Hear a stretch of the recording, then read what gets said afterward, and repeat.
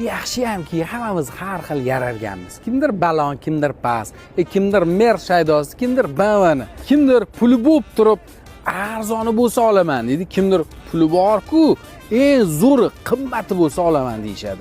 BMW 5-seriyani i5 M60 jigar bosib orasimi deyman. Bitta like bosib qo'ying oldin, hammaga nasib qilsin.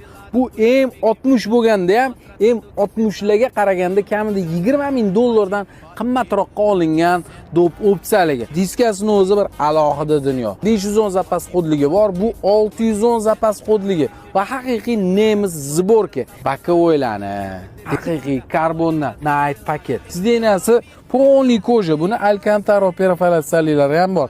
Detallarni ko'ra olasizmi? Karbon bo'yotdi. Bowers Wilking akustik sistema, head-up display. Xullas, eng fulli dop opsiyalari yo'qligi taxminan 95 ming sotilsa, bu komplektatsiya 115 mingga turadi. Hozir olaman desangiz, shuni 133 mingga olgan ekanlar. Yaqinda 7900 bo'pti atigi probegi.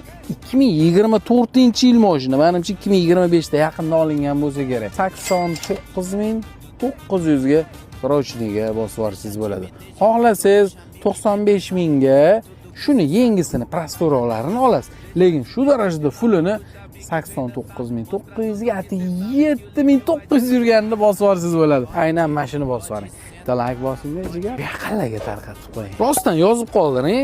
Siz pulingiz bo'lganida shunda ham narxini teja oddiyrog'ini olarmi desiz yoki eng zo'rini, eng qimmatini olishga harakat qilarmi desiz.